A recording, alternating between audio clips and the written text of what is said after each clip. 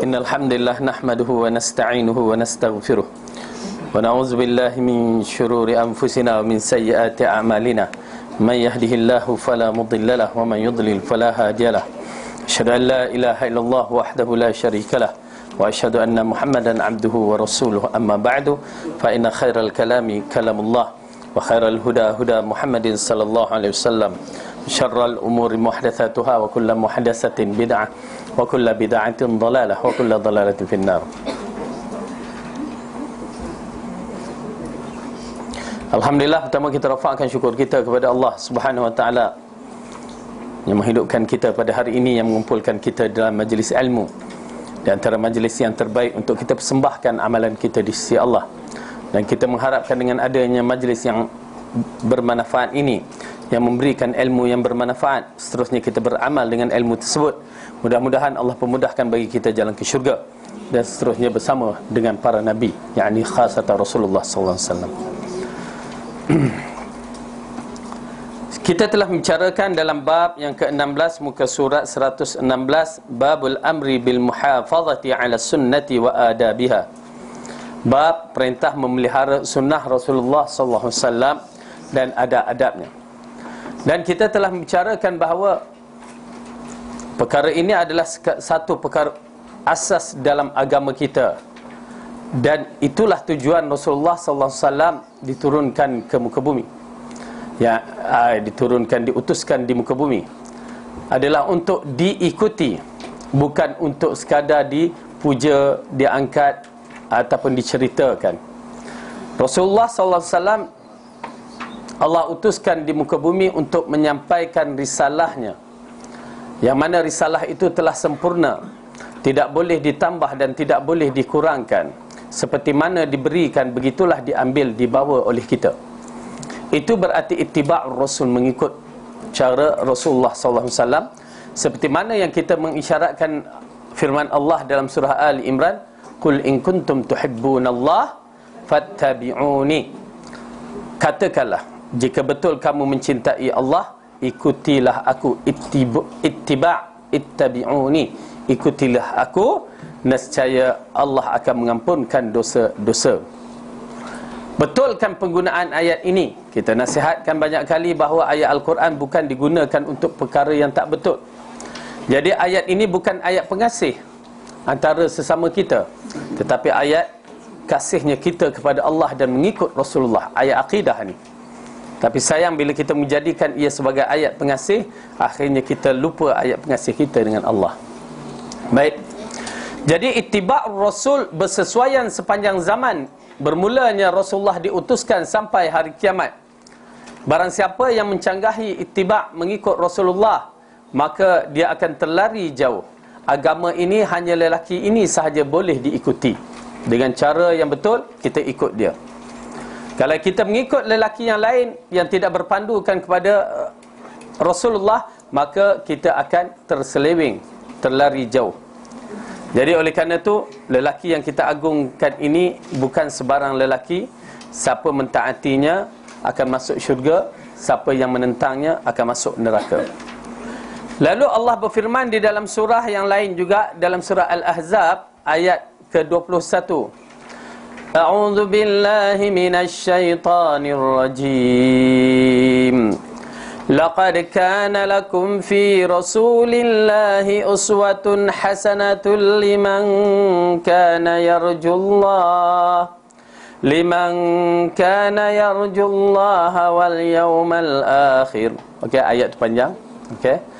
Sesungguhnya telah ada pada diri Rasulullah sallallahu alaihi wasallam itu suri teladan yang baik bagimu, yaitu bagi orang-orang yang mengharap rahmat Allah dan kedatangan hari akhirat. Ya, jadi Allah mengatakan di sini, sesungguhnya Rasulullah adalah contoh yang terbaik. Apa juga sebut je pada Rasulullah, itulah contoh yang terbaik. Ya, sehingga umurnya pun dikaitkan. Bila Syekh Ibn Baz ditanya tentang umur, lalu dikatakan pada umur Rasulullah adalah contoh yang terbaik. Maksudnya umur baginda pada usia 63 tahun diangkat, ya, diwafatkan. Okey. Kemudian Allah mengatakan di dalam surah An-Nisa, Di antara ayat-ayat yang paling penting bagi mereka yang mengikut Al-Quran dan As-Sunnah, ayat yang mengisyaratkan kepada kita apakah arti mengikut Rasulullah sallallahu alaihi wasallam. Fala wa rabbika la yu'minuna hatta yuhakkimuka fima shajara bainahum thumma la yajidu fi anfusihim harajan mimma qadaita wa yusallimu taslima. Maka demi Tuhanmu, mereka pada hakikatnya tidak beriman hingga mereka menjadikan kamu hakim terhadap perkara-perkara yang mereka perselisihkan. Kemudian mereka tidak merasa dalam hati mereka sesuatu keberatan terhadap keputusan yang kamu berikan, dan mereka menerima dengan sepenuhnya. Okey. Di dalam ayat ini Allah mengisyaratkan, Allah mengatakan demi Tuhanmu, dengan satu lafaz sumpah. Mereka pada hakikatnya tidak beriman.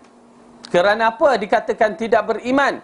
Kerana kalau mereka lihat, ya, hingga mereka menjadikan kamu hakim terhadap perkara yang mereka perselisihkan. Oleh kerana itu, bila kita berselisih dalam bab-bab perkara-perkara, terutamanya masalah agama, rujuk kepada Al-Quran dan Al-Hadis. Kena rujuk. Dia tak boleh gunakan akal. Bila kita gunakan akal, dia akan timbul fitnah yang besar. Kemudian dalam ayat ni mengatakan mereka tidak beriman hingga mereka menjadikan kamu hakim terhadap perkara yang mereka perselisihkan. Okey, kita ambil Rasulullah sebagai hakim, ataupun Al-Quran dan As-Sunnah mengikut fahaman 3 kurun yang terbaik itu sebagai hakim. Lepas tu, kemudian mereka tidak merasa dalam hati mereka suatu keberatan terhadap keputusan yang kamu berikan. Bila kita tengok dalam Al-Quran dan As-Sunnah, ulama mengeluarkan fatwa, kita tengok kedudukan tu macam mana. Alamak, tak sama dengan kita. Leceh nak ikut. Tak boleh. Ya. Misalan, kita bagi contoh, rokok. Kita bagi rokok senang, ya. Alhamdulillah kawasan ni tak ada orang merokok. Okey. Rokok, fatwa dah jelas. Fatwa ulama Saudi kata haram. Fatwa kerajaan Malaysia, ulama Malaysia haram. Fatwa Kementerian Kesihatan kata membahayakan kesihatan. Macam mana? Allah, hati kita ni, aku tengah syok merokok ni kan. Okey, buat keputusan. Kalau kita beriman kepada Allah dalam bab ini, cenderung kepada iman, maka itu yang terbaik, tinggalkan. Ustaz tak merokok boleh lah. Kami merokok ni susah nak tinggal. Ya. Adakah perselisihan ini bermaksud khilafiah? Tak ada khilaf. Bila dah ijma' fatwa keluar, tak ada khilaf. Jadi kalau khilaf tu termasuk dalam perselisihan, kita kena balik kepada kalau khilaf tu itu lain. Tapi ini jelas, ya, boleh katakan sepakat. Termasuk pasal Kementerian Kesihatan pun sepakat. Okey, saya bagi contoh khilaf, ya. Dalam bab isu menyentuh anjing baru ni, ya, kita tak setuju pasal perbuatan itu bukan perbuatan seorang Muslim. Kalau seorang yang bahas dari sudut mazhab kan. Okey. Orang menyentuh anjing, bagi mereka yang mengatakan mengikut fahaman mazhab Syafi'i, anjing itu termasuk najis mughalazah, ghalis, ya. Jadi kata kenapa sentuh najis apa semua. Okey, kalau itu hujah kita, lepas tu mandilah dengan air tanah kan. Okey, air selut.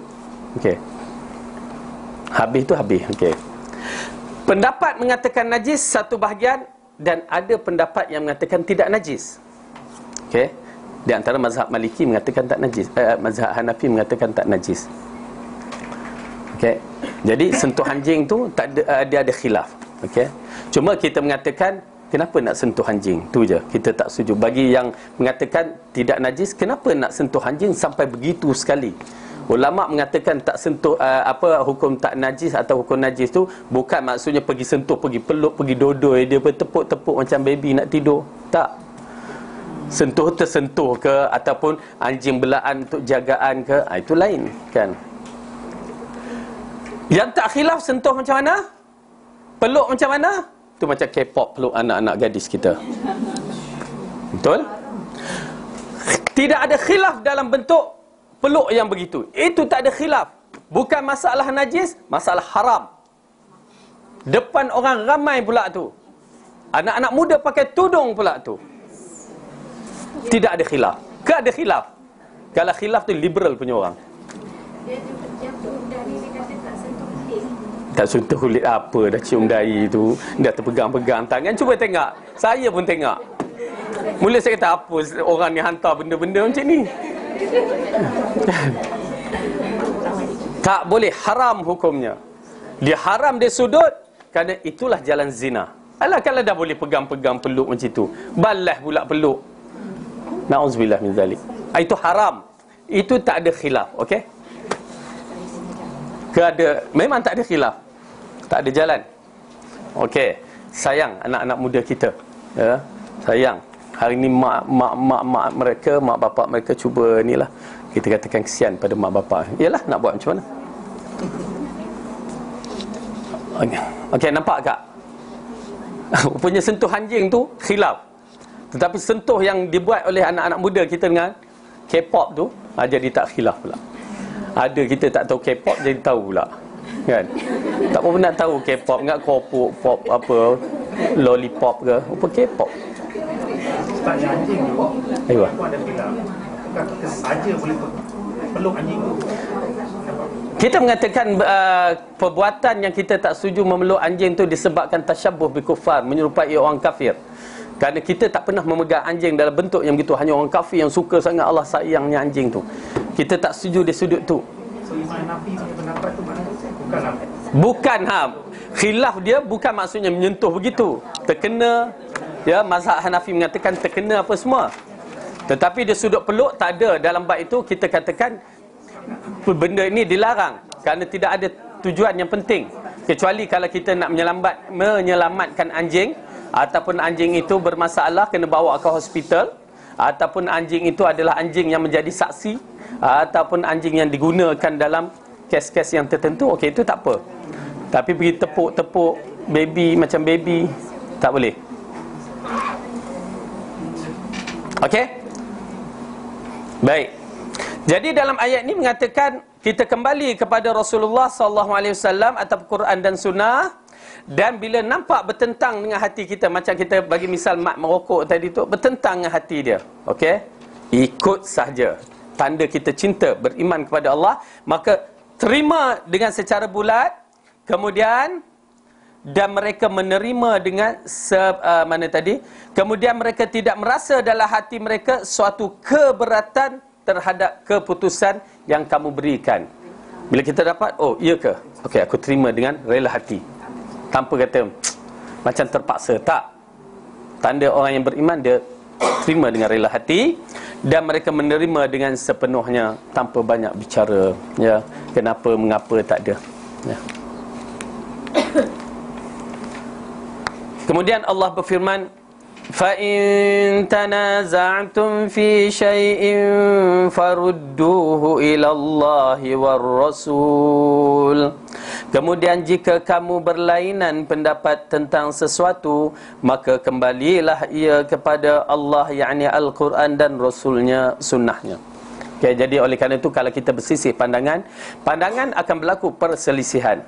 Selain daripada masalah akidah, kita akan berselisih. Mungkin ada perselisihan, tetapi ada adab untuk menyelesaikan masalah itu diambil kira. Perselisihan akan berlaku, ya, bab kata pepatah lagi kali lidah lagi kan tergigit, kan. Jadi rumah tangga berselisih antara kita anak beranak, kalau ada 10 adik-beradik, 10 pandangan dan pendapat akan berlaku. Tetapi jangan jadikan itu alasan untuk kita bergaduh dan, ya, tak bertegur siapa. Tak boleh, haram hukumnya. Perselisihan akan berlaku, apatah lagi dalam masalah fiqh.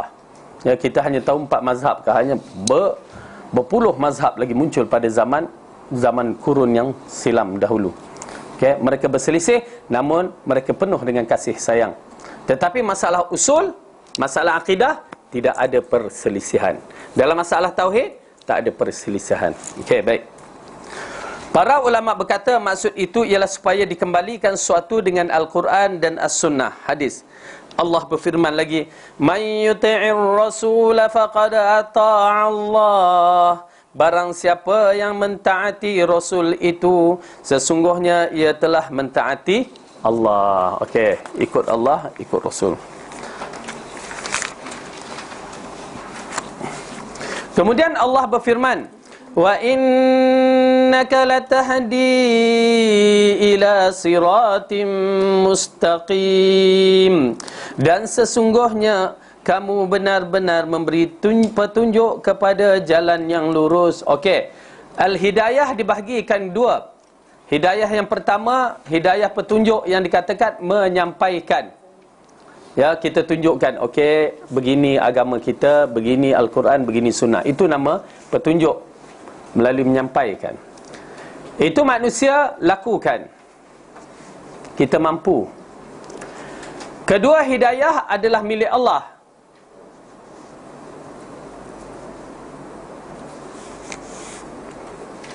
Innaka la tahdi man ahbabta.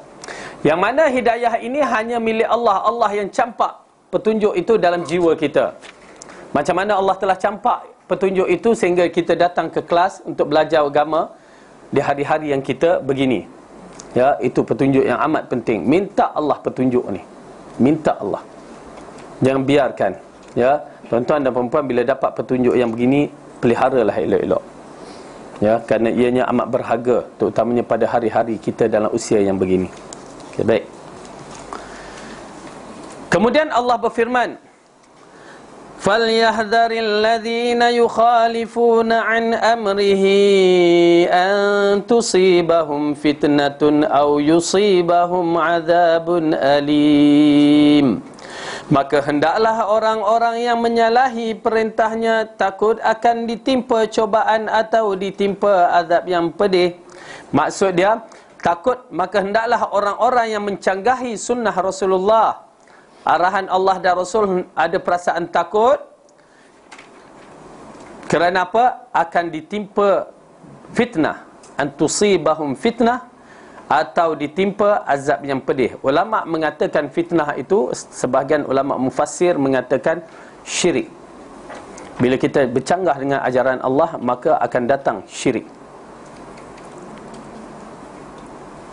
Bila kita canggah je, tak ikut cara Rasulullah, dia akan datang. Macam golongan Khawarij yang kita pernah bicarakan di zaman Abdullah ibn Mas'ud. Hanya dia bercanggah tentang zikir je. Kalimah tu dah betul, Allahu Akbar, Alhamdulillah, cuma cara dia, cara berzikir. Lalu Ibnu Mas'ud mengatakan, kalau kamu mengira dosa-dosa kamu, aku confirm kamu akan diampun oleh Allah. Tetapi perbuatan yang kamu, dia kira cara berzikir, cara yang tak betul tu, tang situ yang menjadi pertikaian, tak mengikut cara Rasulullah. Sahabat masih hidup menyaksikan Rasulullah berzikir, tak pernah tengok mereka berzikir. Dan Ibnu Mas'ud mengatakan, mungkin kamu yang dikategorikan sebagai Khawarij yang Rasulullah sebutkan tu. Rupanya betul. Nampak tak? Hanya jauh je sikit, beza sikit je zikir, tiba-tiba berlaku dia termasuk dalam golongan Khawarij. Ya. Bezanya sikit, selawat tak ikut cara Rasulullah, dia akan bawa satu benda yang besar. Cukup bagi saya itu dah nampak benda syirik. Ya, sikit je selawat tu. Rasulullah dah ajar dah cara selawat, kita buat selawat kita, habis dia akan lari jauh. Syirik. Cara macam mana zikir yang lain? Zikir yang lain. Selawat ke zikir ke? Cara zikir yang tak mematuhi sunnah. Pasal dikatakan pada waktu itu mereka mengambilkan bilangan-bilangan batu, ya. Diambil, lepas tu dia kata, okey, kita akan bertasbih sebanyak semua serentak 1000 kali. Misalan 1000 baca jamak. Jamak lah Ustaz, zikir yang ramai. Jemaah. Jamak pula, confuse saya. Saya tak betul ke kak yang tak betul? Okey. Berzikir macam itu. Lepas tu okey habis buat begini pula. Tu buat. Tuan-tuan dan perempuan, sehingga agama begitu sekali sampai terperinci, walaupun kita nampak sikit je, dia akan terpesong jauh. Kan? Kiblat hak mana kita mampu tegakkan. Tapi kita tahu tegak ni memang tegak kita sikit je. Dia akan lari kiblat tu daripada kiblat yang betul. Walau kat sini nampak sikit, tapi nun kat sana nampak jauh. Jadi betulkan secara kasar. Okey? Jadi berzikir tu yang tak betul tu. Pasal kalimah-kalimah zikir amrun tauqifi, yang mesti ada dalil. Tak boleh nak tokok tambah. Selawat atas Nabi yang Rasulullah ajar tu, bila sahabat bertanya, bagaimana kami nak berselawat ke atas kamu? Rasulullah ajar dah. Ya? Paling kurang Allahumma salli ala. Saya berhenti kat situ je. Dah ada sambungan dua. Tak tahu dua riwayat ke atau Allahumma salli ala Muhammad. Jangan sambung Saidina tu. Kalau nak berselawat atas nama, selawat itu cara selawat yang terbaik. Tapi kalau sekadar nak menulis apa, tak apa, tambah. Ya, kita kata bukan tujuan untuk selawat yang diajarkan, tak apa. Tapi kalau selawat diajarkan, begitu. Ya. Itu pasal walaupun kita dengar orang baca berselawat, sedap ke main? Ya, sedap. Adakah ianya tanda diterima oleh Allah? Kalau tidak ada dalam dalil, tak terima. Kalau ada dalil walaupun sikit, kalimatani khafifatani ala lisan, thaqilatani fil mizan, habibatani 'inda ar-rahman. Mengikut satu riwayat Bukhari. Apa dia? Dua kalimah yang ringan pada lidah, berat pada timbangan, dan disukai oleh Ar-Rahman. Apa dia? Dah confirm, berat timbangan. Simple. Berbandingkan dengan seorang tu melagu Hasbi Rabbi Jalallah, ombong ngelek-ngelek, kita pun dengar, Masya Allah, belum tentu terima. Masuk pula unsur khurafat. Nurul Muhammad sallallahu habis. Lepas tu ilahi lastulil firdaus. Kalau nak buat syair lantaklah, tapi kalau nak jadikan zikir tak boleh. Ya.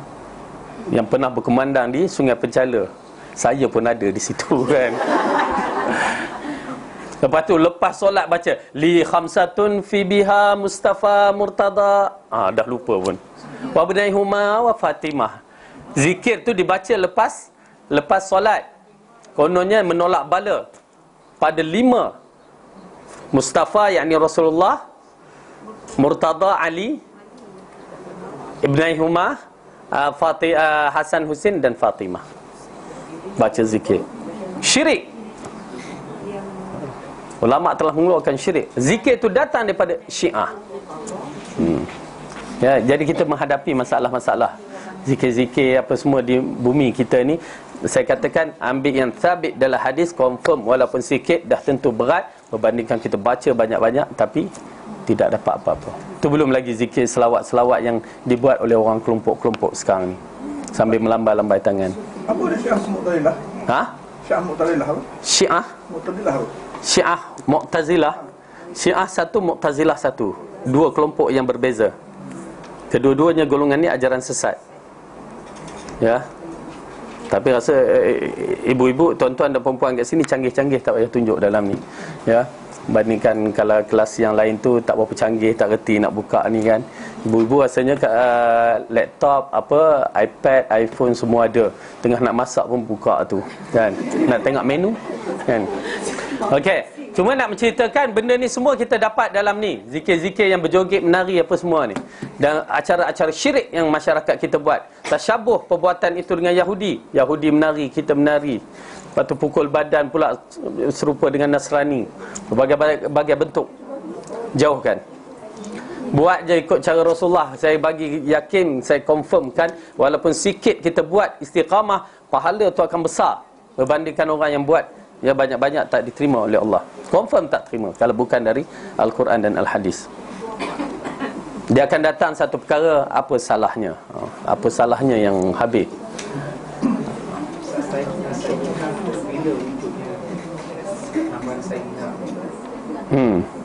Itu belum lagi, itu Saidina, dia kalimah beberapa benda yang muncul pada bukan awal abad, akhir-akhir abad kita ni. Ya, kalimah-kalimah. Macam kalau kita baca Quran, sadaqallahul azim, habis baca Quran tu kan. Tahu tak bila startnya, datangnya? Ianya adalah satu perkara yang dibawa oleh orang Mesir ke Malaysia. Ia bermula dalam tahun 70-an ke atas. Saya buktikan apabila kalau tuan-tuan dan perempuan tengok cerita Sumpah Semerah Padi, P.Ramlee punya. Okey, amboi ustaz. Tak, kita nak bagi orang semua nak dalil di situ kan. Cuba tengok pada part yang terakhir. Ya, part yang terakhir Tok Penghulu tu baca Quran. Apa dia baca? Lepas habis baca tu dia baca. Ya. Ya. Cubalah tengok. Nak menceritakan zaman dahulu, dia tak ada sadaqallahul azim. Dia baca taqabbalallahu min, macam dia bentuk begitu. Saya pun tak tahu apa nak perasan, tapi bukan sadaqallahul azim. Kerana benda tu datang baru lagi dalam tahun 70-an. Ya. Apa dia? Dah cukup, berhenti je. Berhenti, tak ada apa-apa. Tak payah baca. Habis baca, stop lah.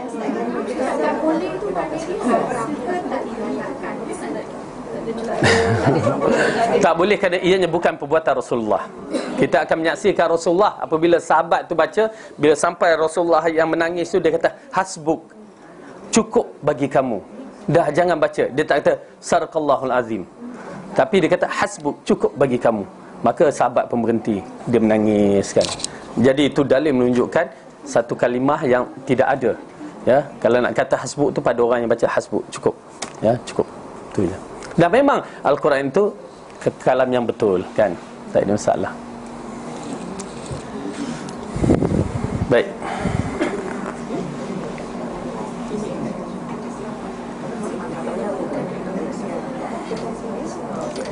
Okey, jadi kalimah yang dikatakan oleh ulama itu antusibahum fitnah, yang ini yang dimasukkan fitnah itu adalah syirik. Kemudian Allah mengatakan dalam surah Al-Ahzab, "Wadhkurna ma yutla fi buyutikunna min ayatillahi wal hikmah." Dan ingatlah apa yang dibacakan di rumahmu dari ayat-ayat Allah dan hikmah. Al-hikmah ulama mengatakan sunnah, hadis Rasulullah. Okey. Jadi ayat ini sebenarnya mengisyaratkan kepada keluarga-keluarga Ahlul Bait Rasulullah, ya. Keluarga-keluarga Rasulullah sallallahu alaihi wasallam. Contoh wanita-wanita yang terbaik, ya, isteri-isteri Rasulullah sallallahu alaihi wasallam. Adakah yang lain lebih baik? Tak ada. Oleh kerana itu kita contohkanlah. Tetapi nak contoh itulah yang jadi masalah, ya. Pergi ke kedai fashion tak jumpa pula contoh baju wanita Ummul Mukminin, ya. Cuba cari dekat kedai-kedai tudung Ummul Mukminin, takkan jumpa. Yang ada tudung Fariza, Fariza pula. Ustaz pun tak tahu. Ustaz nampak nengok muka dia je. Nama tak hafal. Farida. Lagi Aryani Ikin Shikin. Apa lagi? Tudung yang macam sarang tebuan sikit tu, kan? Tudung Ummul Mukminin tak jumpa. Buka internet kok dapat, tak dapat. Ya. Begitulah keadaan umat kita akhir zaman. Dia tudung bergaya itu, yang bila tudung bergaya tu bila naik ke pentas boleh peluk K-pop tu. Ya. Itu tudung, bukan tudung dari hati tu. Baik. Dan ayat-ayat lain dalam bab ini sangat banyak. Adapun hadis-hadisnya ialah, okey, sekarang kita masuk hadis. Imam An-Nawawi telah mengetengahkan ayat-ayat Al-Quran, dan sekarang kita masuk hadis-hadis. Fal awal an Abi Hurairah radhiyallahu anhu an Nabi sallallahu alaihi wasallam qala, da'uni ma taraktukum innama ahlaka man kana qablakum kathratus su'alihim wa ikhtilafuhum ala anbiya'ihim fa idza nahaitukum an syai'in fajtanibuh wa idza amartukum bi amrin fa'tu minhu mastata'tum. Muttafaqun alaih. Dari Abu Hurairah radhiyallahu anhu, Nabi bersabda, biarkan, jangan kalian mempertanyakan tentang hukum hakam yang aku tinggalkan selagi aku tidak menerangkan hukumnya pada kalian. Sebab orang-orang sebelum kalian menjadi celaka kerana banyaknya bertanya dan perselisihan mereka dengan para nabi. Jadi apabila aku mencegah kalian dalam satu hal, maka jauhilah. Dan apabila aku memerintahkan kalian melakukan sesuatu, maka kerjakanlah semampu kalian. Okey. Dalam hadis ni yang diriwayatkan oleh Abu Hurairah radhiyallahu anhu, sahabat Nabi yang begitu besar dan meriwayatkan banyak hadis-hadis yang kita dapati, tetapi telah dipermainkan oleh orang-orang yang tidak bertanggungjawab dalam agama di kalangan mustasyrikin orientalis barat, cuba mencari kelemahan Abu Hurairah. Ingat, bila kita cari kelemahan Abu Hurairah, ya, mereka ini sahabat yang mendapat radhiyallahu anhu. Ya, kita jangan bicara. Kita cari kelemahan, maka pada hadis Abu Hurairah sahaja akan menghilangkan lebih daripada 3/4 amalan-amalan kita. Ya, depa cari dan depa buktikan, tapi semuanya lingkup. Allah telah selamatkan Abu Hurairah daripada awal lagi. Okey, baik. Rasulullah kata, da'uni, biarkan. Jangan kalian mempertanyakan tentang hukum yang aku tinggalkan selagi aku tidak menerangkan hukumnya pada kalian. Dalam bab ini Rasulullah SAW, pertama kita kena tahu bahawa dia tidak bercakap mengikut hawa nafsu. Semua perbuatannya adalah program wahyu, yang mana dia sampaikan ikut sahaja. Kalau ada perubahan, Allah akan bagi tahu perubahan itu. Kenapa berlaku begitu, ya? Apakah Islam ni Allah hantarkan tidak sempurna, macam kena berubah-berubah? Tak. Kerana apa? Kerana kemampuan kita untuk menerima hakikat tu agak sukar kadang-kadang. Oleh kerana tu kita melihat ayat untuk meninggalkan arak berapa peringkat? 3 peringkat. Macam kita dulu nak pakai tudung, macam mana peringkat dia? Banyak peringkat. Saya tak nafikan benda ni. Oleh kerana tu kita kena faham elok-elok. Dalam siri dakwah pun kita kena menerima hakikat peringkat-peringkat yang begitu. Jangan cepat melatah, jangan cepat marah mentang-mentang kita dah iltizam, kita nak kata orang berbagai-bagai. Jangan. Kerana peringkat-peringkat itu diambil kira. Orang yang nak mula sedar pada Islam, ya, bayangkan pada permulaannya dengan pakai skirtnya dengan rambut afro dia, kan. Tiba-tiba nak yang lepas lain saya tak erti nak sebut, ya. Pakai apa? Eyeshadow, bolehlah sikit, lipstick, apa lagi? Chopstick, chopstick dah lain lah, okey. Tapi nak menceritakan mereka nak berubah tu pakai tudung sikit-sikit, ya. Mula tudung ikat, lepas tu tudung tu dah anu sikit, dia angkatkan ke atas tu. Macam mana angkat ke atas pun tak tahu. Dia keluarkan rambutnya sikit, kan. Kita raikan. Ya, jangan tergopoh-gapah dalam dakwah. Bagi saya kita raikan. Dari dia tak pakai tudung. Ya, begitu kedudukannya. Ya, bahkan bagi saya, bagi ibu-ibu, ya, yang penting dalam siri dakwah, rapatlah mereka-mereka yang begini. Tak apa, bagi saya rapat. Tetapi ingat, rapat tu saya katakan dulu step by step. Jangan rapat terus bagi buku Riyadhus Salihin. Itu dia. Ya, bagilah benda-benda diary tahun 2000, kan. Permulaan mukadimah, ajak makan apa semua. Itu semua mukadimah kita. Okey? Jadi dalam bab ini Allah turunkan berperingkat-peringkat supaya nak mempermudahkan atau umat manusia ni, umat Muhammad ni menerima hakikat perubahan. Sahabat Nabi bermulanya nak ditinggalkan arak satu benda yang dikatakan cukup menjadi bahan minuman yang agung pada zaman tu, sehingga kan dimasukkan dalam syair-syair Arab. Ya, bila masuk syair Arab menunjukkan arak itu satu minuman yang dipuja. Macam kita minuman apa yang sekarang ni yang dipuja sangat? Pepsi apa ke. Maksudnya minuman kebiasaan mereka tiap-tiap hari minum. Setiap orang ada satu tempayan ya dalam rumah. Nak buang tu macam mana tu?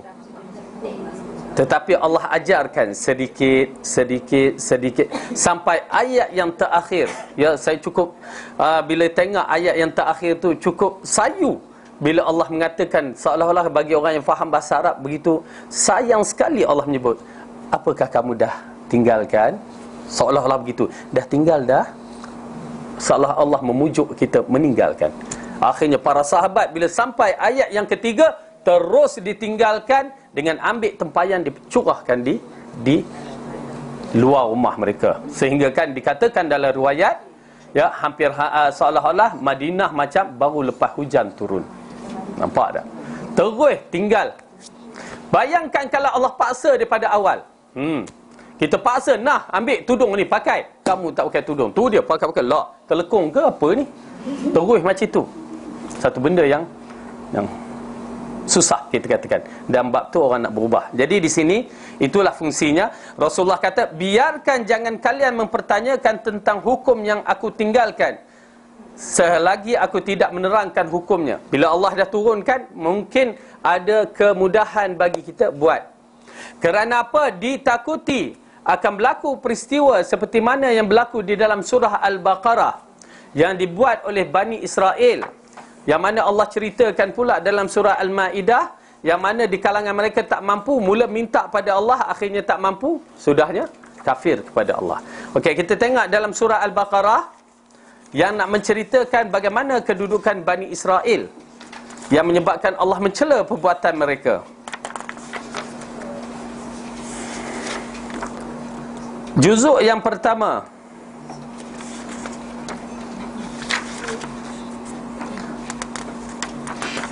ayat yang ke-67.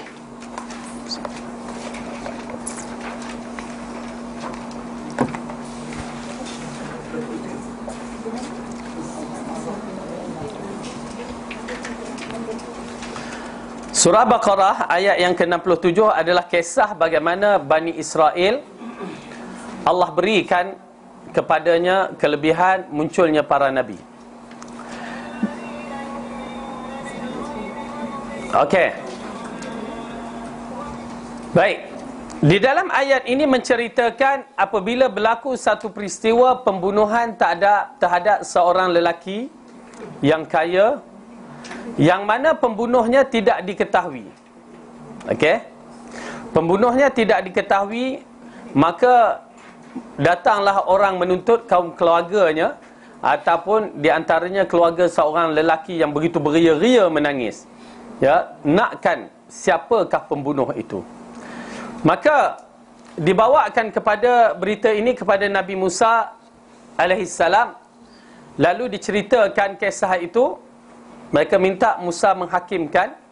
Lalu Nabi Musa pun bermunajat kepada Allah. Lalu Allah mengatakan di sini. Okey, kita baca terjemahan dia. Dan ingatlah ketika Musa berkata kepada kaumnya, sesungguhnya Allah menyuruh kamu menyembelih seekor sapi betina. Okey, Allah kata sembelih sapi betina. Ini arahan Allah. Bagi saya, ialah ini Allah nak menceritakan bagi kita, ini arahan Allah. Apa perlu kita buat? Sami'na wa ata'na. Dah, okey, kami dengar dan patuh, pergi ambil sapi betina, lembu betina tu sembelih sahaja. Selesai tak? Selesai, kerana itu arahan. Okey, kita tengok. Sesungguhnya Allah telah menyuruhkan kamu menyembelih seekor sapi betina. Mereka berkata, apakah kamu hendak menjadikan kami buah ejekan? Musa menjawab, aku berlindung kepada Allah agar tidak menjadi salah seorang dari orang-orang yang jahil. Pertama, mereka dah tahu Nabi Musa tu Nabi, tetapi kenapa biadab begitu sekali? Bila kamu minta Nabi Musa menghukumkan, lalu dikatakan Allah mengarahkan kamu menyembelihkan seekor lembu, lalu mereka mengatakan, kenapa kami nak sembelih seekor lembu? Kenapa tak ikut saja? Bagi kita, ikut saja arahan Allah, selesai. Tapi mereka canggah terhadap Nabi. Subhanallah, dahsyat ya. Tu yang Rasulullah kata, Nabi Musa kena lagi teruk daripada aku. Ya, ini kena yang berbentuk begini. Kita tengok lagi. Kemudian mereka menjawab, mohonkanlah kepada Tuhanmu untuk kami agar dia menerangkan kepada kami sapi betina apakah itu.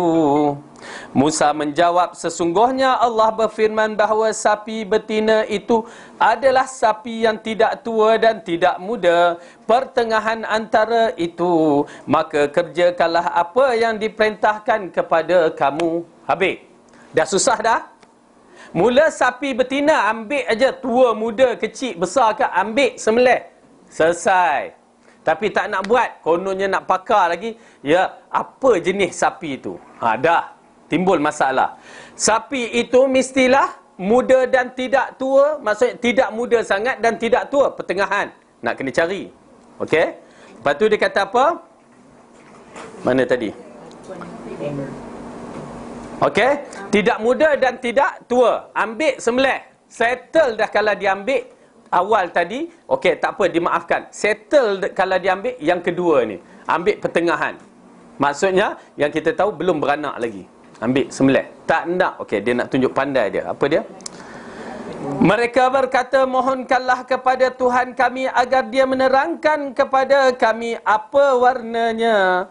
Musa menjawab, sesungguhnya Allah berfirman bahawa sapi betina itu adalah sapi betina yang kuning. Yang kuning tua warnanya, lagi menyenangkan orang yang memandangnya. Tu dia, dah warna kuning pula dah. Siapa yang memperketatkan diri dia? Sendiri. Bukan para nabi dan bukan Allah. Dah mereka bertanya, Allah bagi. Ambil. Ya, nak yang warna kuning, bukan kuning macam kuning apa kita nak sebut. Ya. Tetapi kuning yang mata tengok tu, masya-Allah, kuning seekor lembu. Ya. Baik. Habis selesai tu. Nak tunjuk pandai lagi. Mereka berkata, mohonkanlah kepada Tuhanmu untuk kami agar dia menerangkan kepada kami bagaimana hakikat sapi betina itu. Kerana sesungguhnya sapi itu masih samar-samar bagi kami. Dan sesungguhnya kami insya-Allah akan mendapat petunjuk untuk memperolehi sapi tersebut samar-samar. La ilaha illallah. Dah terang lagi bersuluh. Tak, dia kata samar-samar. Itulah Bani Israel kalau nak tahu. Sakit hati kita.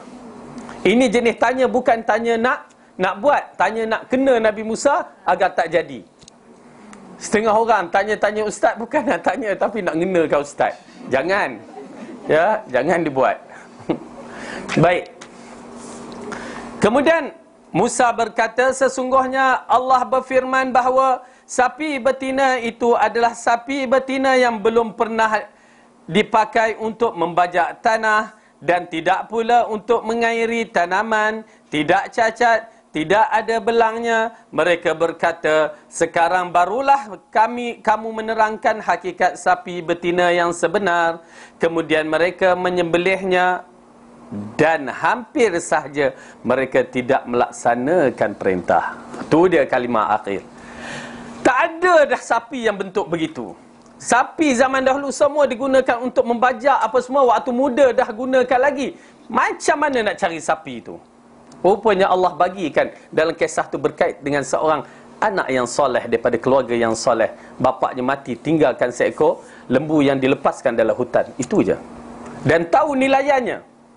Nilaiannya nak bayar. Zaman dulu tak mainlah ringgit. Kena pula jatuh sekarang ni. Ya. Dia main emas, dinar. Berapa? Seberat lembu. Dia bentangnya, lembu tu dia sembelih. Dia ambilkan kulit dia, bentang kulit tu, susun emas tu. Penuh kulit lembu. Ambil. Asalnya boleh bayar, ya, mungkin 5 dinar pun dah memadai, boleh dapat seekor lembu. Tapi disebabkan dia buat begitu, akhirnya hampir-hampir tak melakukannya. Ini kesan yang Rasulullah dalam hadis ini marah untuk banyak bertanya. Bukan bertanya untuk melakukan kebaikan, tetapi bertanya untuk saja mencari helah. Itu Rasulullah kata kepada para sahabat, jangan bertanya. Ya. Itu belum lagi kalau kita tengok dalam surah Al-Baqarah juga, pada akhir juzuk kedua tu, kisah Jalut, tentera Talut dan Jalut. Itu pun sama juga. Bani Israel, Allah dah kata, Nabi itu dah kata, mungkin kalau Allah tetapkan perang, kamu tak nak perang. Oh, bagi hujah, Allah tetapkan perang. Alamak. Dah lari sebahagian. Lepas tu waktu nak lantik raja tu, kamu nak berperang ke nak jadi raja? Berebut nak jadi raja. Kamu nak ya Allah, kita pun tak tahu Bani Israel, ya. Itu dia. Okey, tak apa, kita teruskan dalam hadis ini. Baik.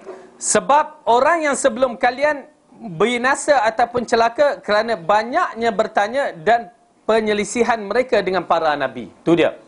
Ya, dihancurkan disebabkan banyak bertanya yang tidak bermanfaat. Bukan berarti banyak bertanya yang tak bagus. Bagus kalau kita nak dapat ilmu. Tetapi kalau tak bermanfaat, tanya nak kenakan para nabi, ya, ataupun para ustaz, maka agak tak bagus. Jadi apabila aku mencegah kalian dalam satu hal, maka jauh. Dia larang, dah tinggalkan. Jangan tanya kenapa-kenapa. Itu pasal kita saksikan para sahabat dia angkatkan kain hat paras tu, terus dikekalkan, dibuang cincinnya, terus tak ambil, ya. Mereka begitu tabiat mereka dengan Rasulullah sallallahu alaihi wasallam. Bila mereka mengangkat suara, Rasulullah tegur, terus mereka merendahkan suara, ya. Dalam surah Al-Hujurat tu, asal angkat suara, manggil, "Oi Muhammad, oi Muhammad." Kamu panggil Muhammad macam panggil mak bapak tak apa, macam panggil kawan-kawan.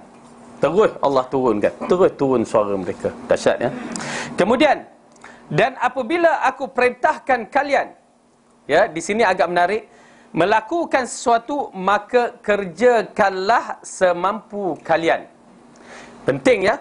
Tuan-tuan dan perempuan tengok, ya, ayat tadi, yang kita ambil atas tadi, apabila aku, ya, mencegah kalian dalam suatu hal, maka jauhkanlahnya. Dia tak sebut semampu kalian. Ulama membahaskan ni, menunjukkan suatu benda yang haram boleh ditinggalkan secara automatik bagi yang faham. Tapi yang tak faham tu kita kata step by step. Okey, dia ada kaedah dia. Itu pasal bila seorang tu bertemu dengan Rasulullah, "Ya Rasulullah, aku nak masuk Islam, ya, tapi aku nak minum arak." Kan, ini saya kena tempat orang asli. Saya jumpa kan, anak dia ada belajar, cucu dia ada belajar dengan saya. Jadi kita jumpa tok dia, "Kenapa tak nak masuk Islam?" Tanya kan. Dia tak nak masuk Islam pasal kalau masuk Islam tak boleh minum arak. Tuak kan.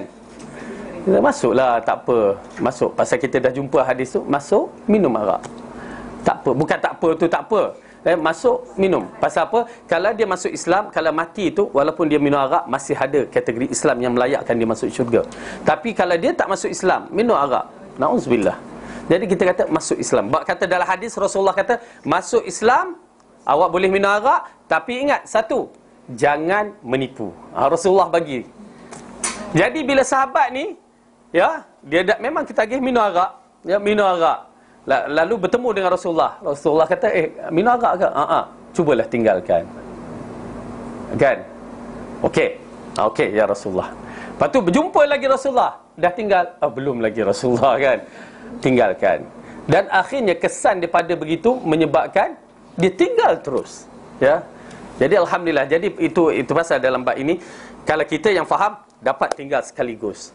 Tetapi bagi mereka yang tak faham, step by step. Ingat tu dakwah tu. Jadi dalam bab ini, ulama mengatakan, pada mencegah kalian satu benda yang haram atau yang aku cegahkan kalian, hendaklah kamu jauhkan dia. Dan apabila aku memerintahkan kalian melakukan suatu perkara, kerjakanlah semampu kalian. Nampak? Pada benda kebaikan, hak mana kita mampu lakukan, tapi pahalanya akan meningkat, akan dapat pahala besar. Ya, hak mana kita mampu. Jadi ini menunjukkan, hadis ini mengandung faedah yang mulia, iaitu bahawa sesuatu yang didiamkan oleh Nabi, maka ia dimaafkan. Oleh karenanya, sesuatu yang tidak dikomentari, maka ia termaaf dan merupakan rahmat Allah. Hukum hakam itu ada yang diperintahkan, ada pula yang dilarang, dan ada pula yang didiamkan. Maka sesuatu yang didiamkan oleh Allah dan Rasul itu termaafkan, tidak harus dilakukan dan atau ditinggalkan. Jadi kita sebaik-baiknya benda yang tidak jelas kita tinggalkan. Wallahu a'lam bissawab. Ada persoalan nak dijawab? Itu maksud termampu. Termampu setelah kita berusaha dengan sedaya upaya, ya, sedaya upaya yang tidak mencanggahi syariat.